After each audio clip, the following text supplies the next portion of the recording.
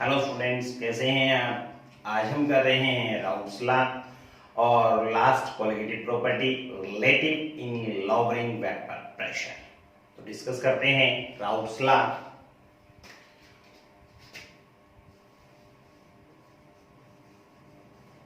Raoult's law, Raoult's के दो law हैं। तो बच्चों ये मेंशन करना सबसे ज्यादा जरूरी है कि आप कौन सा लॉ कर रहे हैं। फर्स्ट और सेकंड लॉ के बजाय इसके अंदर सोल्यूट को आइडेंटिफाई करना सबसे ज्यादा जरूरी है कि वेदर सोल्यूट इज आइडियल और नॉन आइडियल। तो क्या कहता है, at constant temperature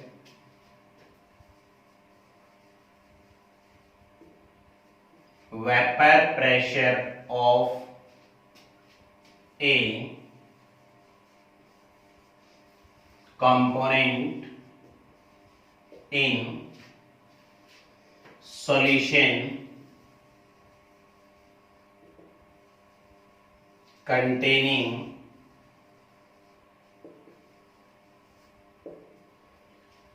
non-volatile volatile solute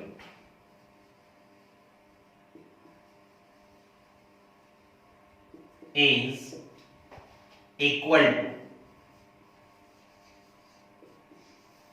product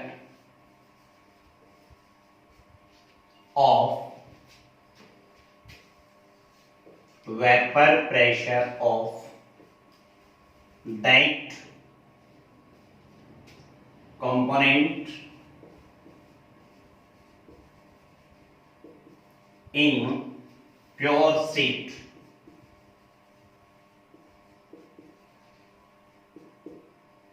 and its mole fraction।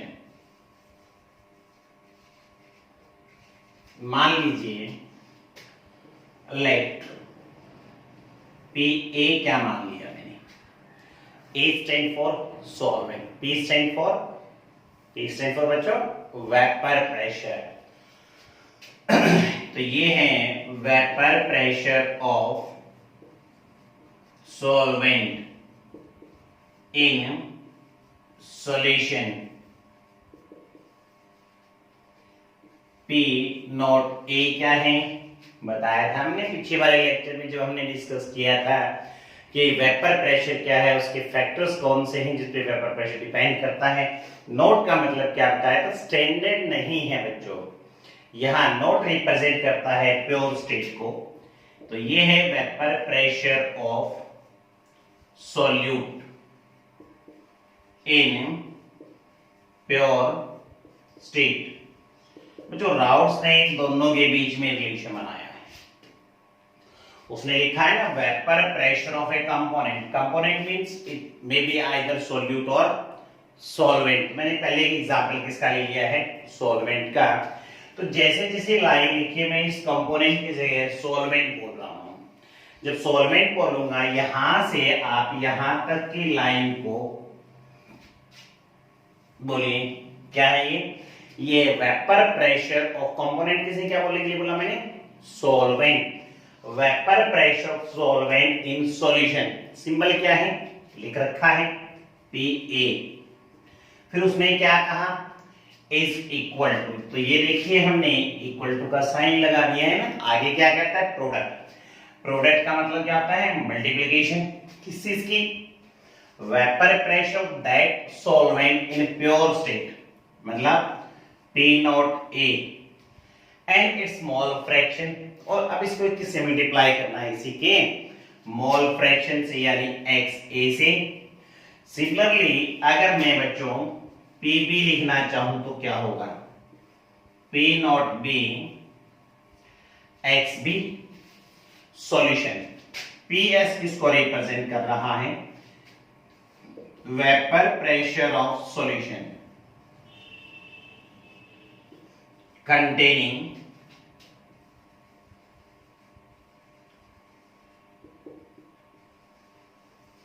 volatile solute।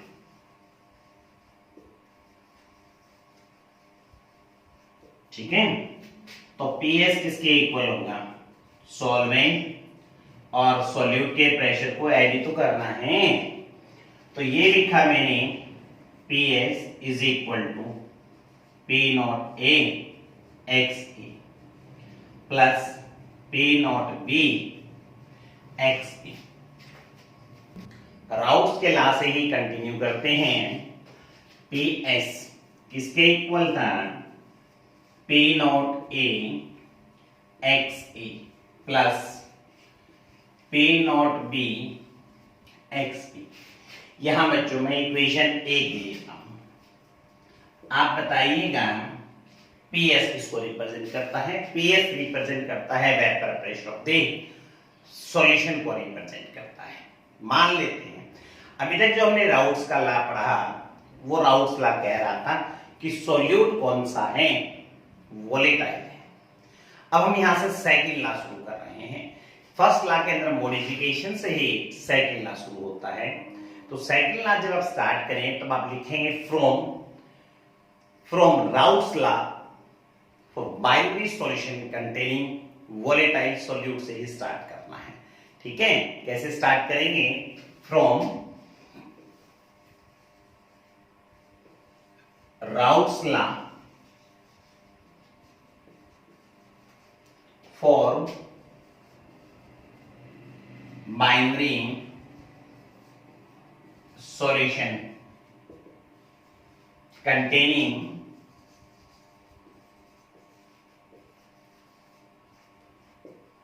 volatile solute।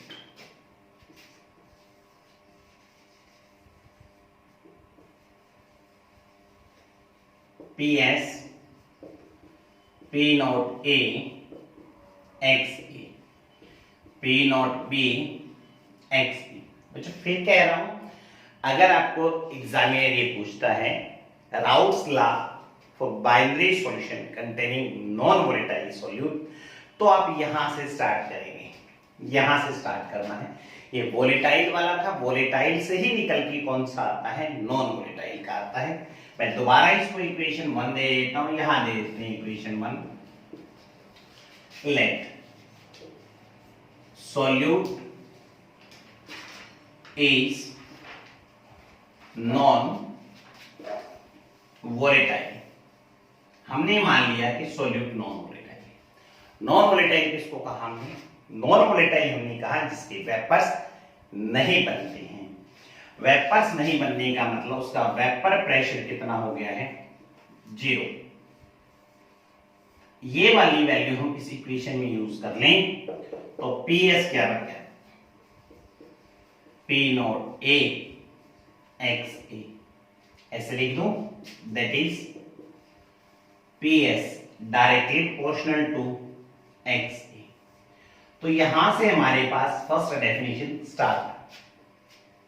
क्या है फर्स्ट डेफिनेशन, अब आप बताएंगे यहां PS किसको रिप्रेजेंट कर रहा था, पीछे तक रिप्रेजेंट कर रहा था vapour pressure of solution containing volatile solute, और यहां रिप्रेजेंट कर रहा है vapour pressure of solution containing non volatile solute. तो कहता है at constant temperature vapour pressure of solution containing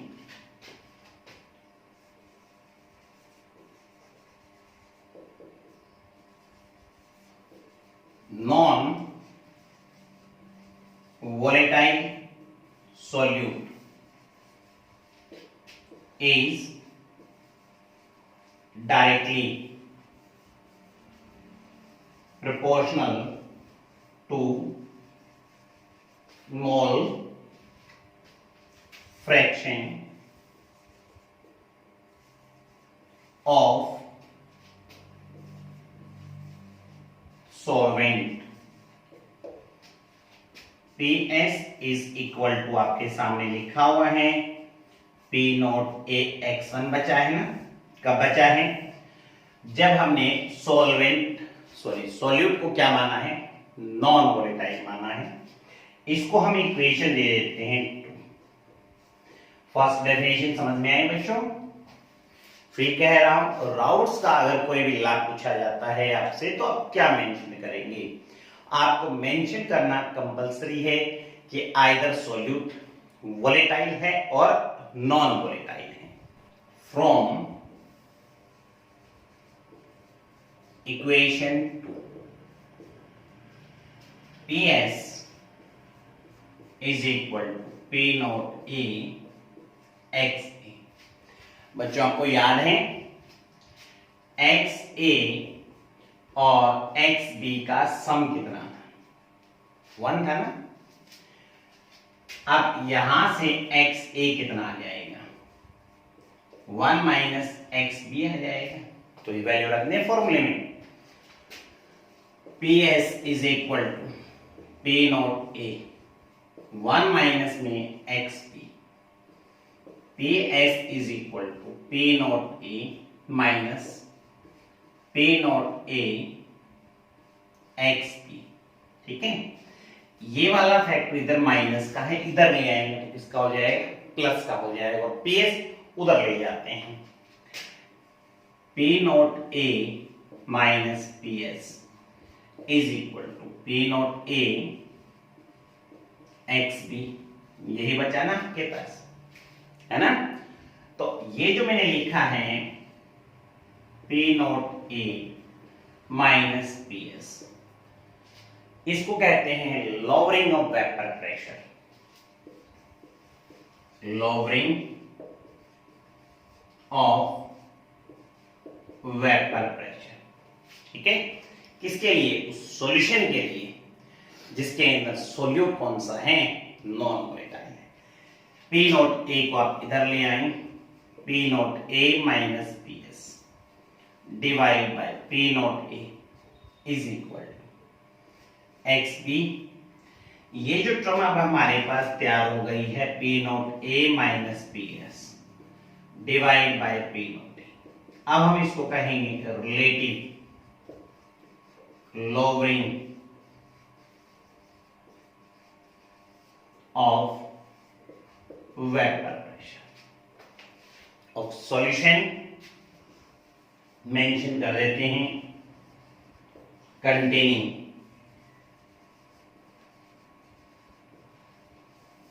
non volatile solute।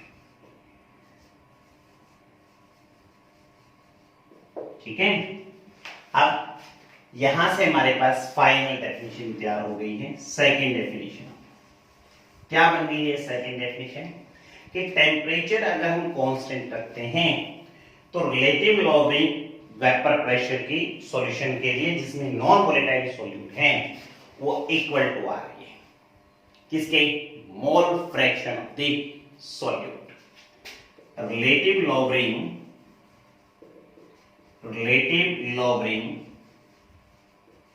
of vapor pressure of solution containing non volatile solute is equal to mole fraction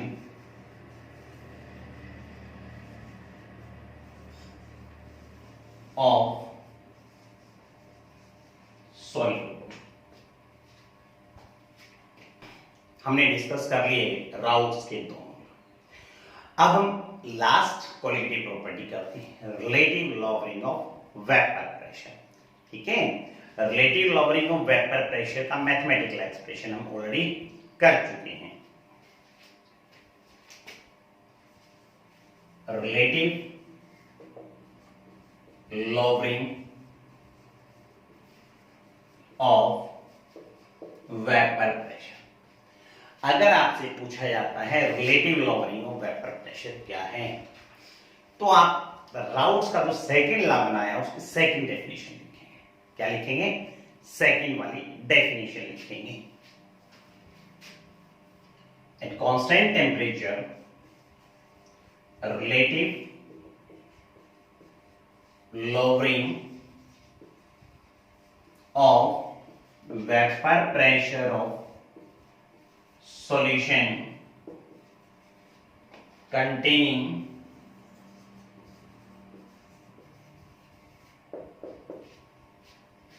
non-volatile solute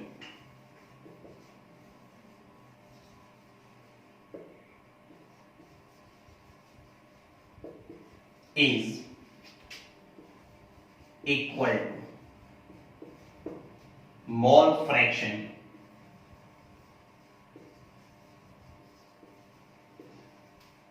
of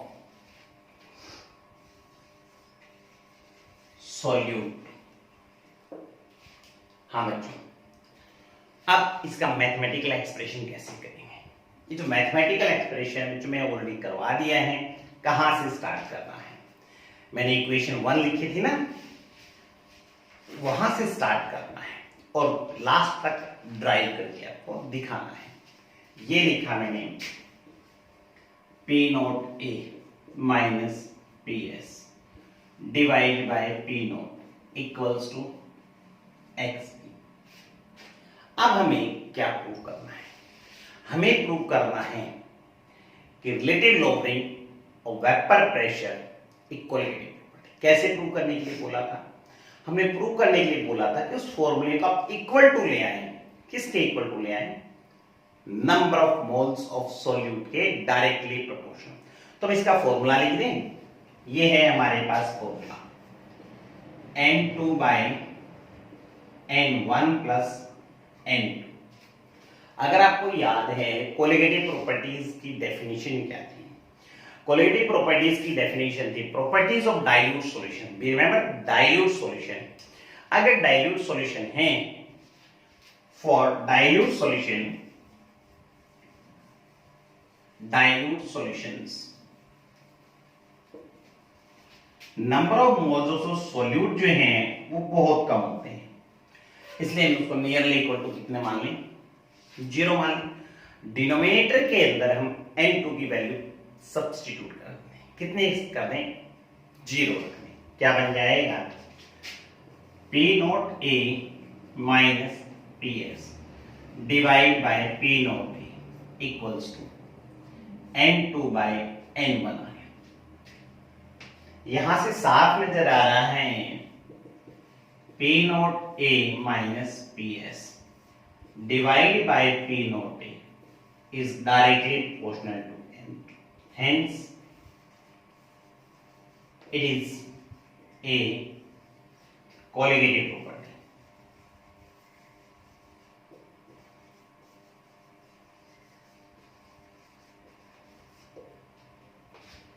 Colligative property का use क्या बताया था मैंने? Colligative property का use बताया था determination of molecular mass of the unknown solute। यानी अब हम क्या फाइंड आउट करेंगे? अब हम फाइंड आउट करेंगे इस फॉर्मूले से molecular mass of the solute, और ये मानते हुए करेंगे कि हमारा सॉल्यूशन कैसा है? डाइल्यूटेड है।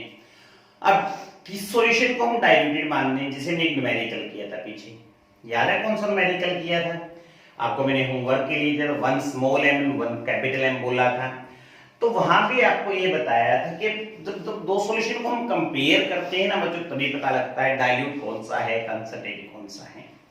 लेकिन सिंगल सॉल्यूशन में ये फाइंड आउट करना बड़ा मुश्किल होता है कि वो डाइल्यूट है या कंसंट्रेटेड है। तो बाय एजम्पशन हम up to 5% solution, remember up to 5% solution.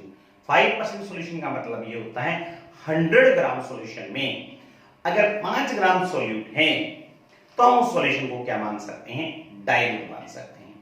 और जब डाइल्यूट मान करके चलते हैं तभी हम सॉल्यूट का मॉलिक्यूलर मास निकालते हैं। क्या फॉर्मूला बनता है? अगर सॉल्यूशन डाइल्यूटेड नहीं है तो फिर क्या मॉलिक्यूलर मास हमारा एग्जैक्ट आएगा?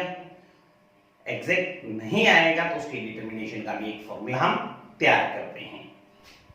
अभी हमने डाइल्यूट सॉल्यूशन के लिए relative lowering of vapour pressure का फॉर्मूला बनाया था। ये था हमारे पास formula P note A minus PS divided by P note A is equal to N2 by N1। क्या करते हैं, N2 किसको रिप्रेजेंट करता है, number of moles of the solute, तो हम इसके फॉर्मूला लिख देते हैं WB/MB again divided by N1 मतलब WA डिवाइड बाय MA हो गया हमारे पास, रिवर्स कर देंगे, ठीक है। अब हमारे पास यहां से MB फाइंड आउट करना है, तो बच्चों हमारे पास MB का क्या फॉर्मूला बन जाएगा, MB का फॉर्मूला बन जाएगा WB MA divide by WB into P not A divide by P not A minus PS। तो ये हमने फॉर्मूला ड्राइव कर दिया है, डिटरमाइन कर दिया है molecular mass of the solute, क्या मानते हुए, सॉल्यूशन को डाइल्यूट मानते हुए। अब हम कंसंट्रेटेड मानते हुए करते हैं, if solution is not diluted, अगर डाइल्यूटेड नहीं है तो डिनोमिनेटर वाले N2 को आप नेग्लेक्ट नहीं कर सकते। तो हमारा फॉर्मूला क्या था, P not A minus PS divide by P not A XP N2 by N1 plus N2 है ना, डाइल्यूट माना था तो हमने इस डिनोमिनेटर वाले फॉर्मूले में N2 को क्या कर दिया था, नेग्लेक्ट कर दिया था। अब हम क्या करते हैं, इस इक्वेशन का रेसिप्रोकल ले लेते हैं, क्या ले लेते हैं, रेसिप्रोकल लेंगे तो क्या बन जाएगा, P not A divide by P not A minus PS, इधर वाले फॉर्मूले को ये लिख दें N1 plus N2 divide by N2। इस फॉर्मूले को ऐसे लिखा जा सकता है N1 बाय N2 प्लस 1। इस प्लस 1 को हम अब इधर ले आते हैं, जैसे हम इधर लेके आएंगे -1 हो जाएगा, P not A minus PS divide by P not A divide by P not A minus PS -1 equal to N1 by N2। क्या करते हैं, एलसीएम ले लें इसका, एलसीएम लिया तो क्या बना, P not A minus PS, P not A minus P not A plus PS, यही बनेगा, यही बनेगा। अब हम क्या करते हैं, N1 और N2 की वैल्यू रख दें WA divide by MA, N2 की रखेंगे तो वैल्यू रिवर्स कर देंगे, ऊपर क्या चला जाएगा, MB divide by WB, P not से P नॉट A कैंसिल हो गया। हमें तो क्या निकालना है, MB निकालना है, क्या रहेगा MB, WB by WA MA into PS divide by P not A minus PS। Dilute और कंसंट्रेटेड वाले फॉर्मूले को आप कंपेयर करो, कंपेयर करें, देखो बड़ा ही आसान तरीका है ना, बार बार ड्राइव करके देखने की जरूरत नहीं है। WB की जगह WB है, MA की जगह MA है, WA की जगह WA है, यहां चेंज है, P नॉट A है और यहां क्या है, केवल PS आया है, ठीक है। तो हमने यहां से ड्राइव कर दिया है molecular mass of the unknown solute using relative logarithm as a colligative property. तो ये था आज का हमारा टॉपिक, कल हम डिस्कस करेंगे आइडियल नॉन आइडियल सॉल्यूशन। तब तक के लिए बाय।